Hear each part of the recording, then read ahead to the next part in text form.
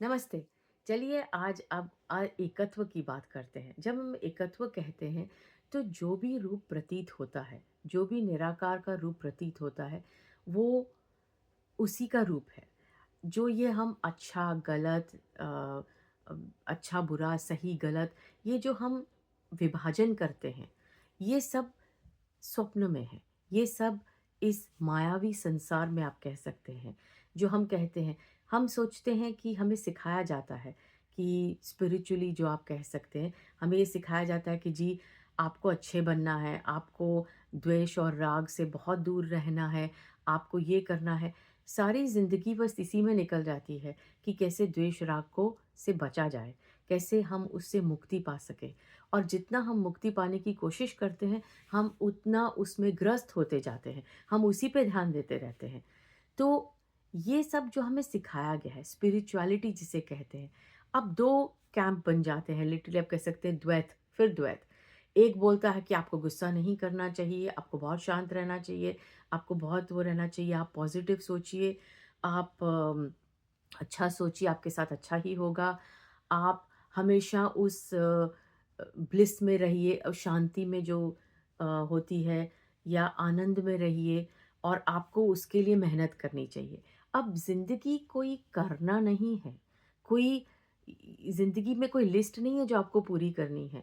ज़िंदगी कोई कर्ता नहीं है, कर्ता, कारण, कर्म ज़िंदगी नहीं है। ज़िंदगी तो एक एक आप कह सकते हैं अपैरेंट अपैरेंट जिसे कहते हैं प्रतीत हो रहा है। एक होना है जो प्रतीत हो रहा है, स्वप्न की भाँति प्रतीत हो रहा है। ज़िंदगी एक होना है, वो तो प्रतीत हो रही है, उसे कोई कर नहीं रहा। तो जो हम ये हमेशा करने की करते हैं कि जी आपको निकलना है, आपको बहुत, एक तो ये कैंप हो गया। आप कह सकते हैं द्वैत का कि आप अच्छे बनिए, आप ये करिए, आप राग द्वेष से बचिए, और आपको कई गुरु भी मिल जाते हैं जो आपको कहेंगे जी आपको इससे बचना है, मैं आपको बताऊँगा। तो वो ना के सिर्फ़ आपके पैसे पे कंट्रोल करते हैं, आपके मन पे भी कंट्रोल करते हैं कि आपको ऐसे, और आप पीछे भागते रहते हैं, पीछे भागते रहते हैं। फिर दूसरा कैंप होता है, जी सब कुछ एक ही है तो कुछ नहीं कर सकते हम। ये भी भ्रांति है। ये भी एक भ्रांति है कि कुछ नहीं हो सकता। ये चीज़ भगवद गीता में भी कही गई है कि उम, इसका मतलब ये नहीं था कि सब वो, ये नहीं होता कि आप हैं। इसका मतलब ये होता है कि आप नहीं हैं। इसका मतलब है निराकार ही आकार के में प्रतीत हो रहा है। जब वो राग द्वेष को अपना माना जाता है, जब उस पे ओनरशिप हम कह सकते हैं, तब सारे पसारे शुरू होते हैं। अपैरेंटली अपैरेंटली, लेकिन ये सब एक, मैं आपको जो कहानी सुना रही हूँ, ये सब स्वप्न है। कोई भी कुछ करता नहीं है। ये तो निराकार का रूप है, और वो क्यों है, इसे कोई बता नहीं सकता। तो जो भी प्रतीत हो रहा है, चाहे वो गुस्सा हो, चाहे वो गुस्से से भागना हो, चाहे वो गुस्से को छोड़ना हो, चाहे वो कहे कि सब कुछ वही है, सब कुछ नित नवा है, जो भी है, ये सब निराकार का ही खेल है। चाहे वो राग द्वेष अपीयर हो रहा, आप कोशिश कर लीजिए राग द्वेष को ख़त्म करने की, नहीं कर पाएँगे। क्योंकि जितना उस चीज़ को छुपाया जाएगा, जिसे हम कहते हैं इंग्लिश में कि push it under the carpet, उतना वो और निकलेगा। आप कोशिश करिए, नहीं होगा, क्योंकि आप नहीं हैं। ये तो एक होना है जो अपने आप हो रहा है। जितना उससे भागा जाएगा उतना ही वो चिमड़ेगा, अपैरेंटली। बस ऑफ़ कोर्स ये लेकिन एक कहानी है। क्योंकि जो भी हो रहा है, वो स्वप्न की भांति है। वो तो उसकी माया है, वो तो उसकी लीला है। जैसे तभी तो कृष्ण ने कहा था उसमें कि ना कोई मरता है, ना कोई मारता है। लेकिन इसका मतलब ये नहीं कि उठा के किसी को भी मारना शुरू कर दिया। कौन है जो मार रहा है? ये कौन है जो कहता है कि आप ये कर सकते हैं या आप ये नहीं कर सकते हैं?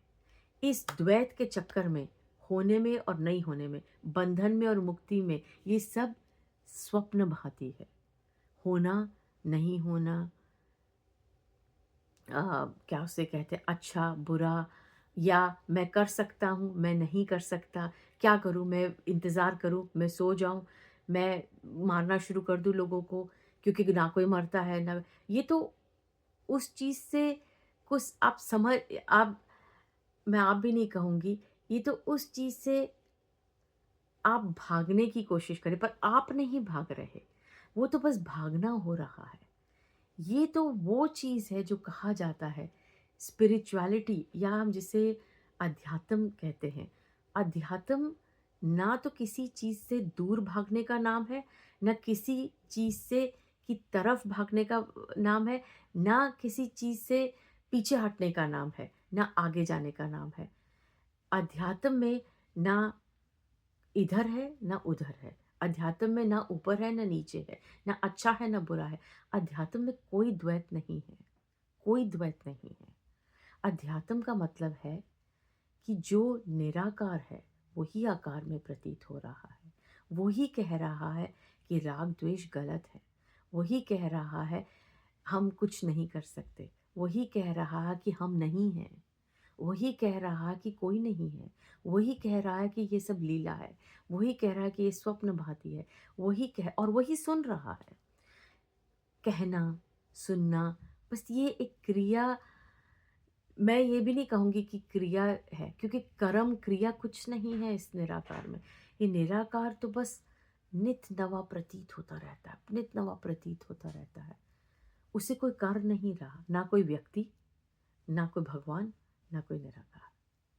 ये तो बस राग द्वेष प्रतीत होता है। कोई कहता है राग द्वेष मत करिए, कोई कहता है कि आप कुछ नहीं कर सकते, कोई कहता आप नहीं हैं, कोई कहता है कि बस यही है, कोई कहता है कि सब हो रहा है उसकी लीला है, पर वो अच्युत है, वो छुआ नहीं जा सकता। तो इसके बारे में क्या कहा जा सकता है? फिर वही हम आके ख़त्म करते हैं, ये तो अकथ है, ये तो अकथ है। और अकथ की कथा आप कितनी भी गा सकते हैं या ना गाएँ, या शांत हो जाइए जैसे रमन महर्षि कहते थे, या उसके बारे में गाइए। आप में तो कोई वो है ही नहीं। नींबू खट्टा होता है, शक्कर मीठी होती है, जो प्रतीत हो रहा है वही प्रतीत हो रहा है। आप कुछ कर ही नहीं सकते क्योंकि आप नहीं हैं। सब निराकार का खेल है।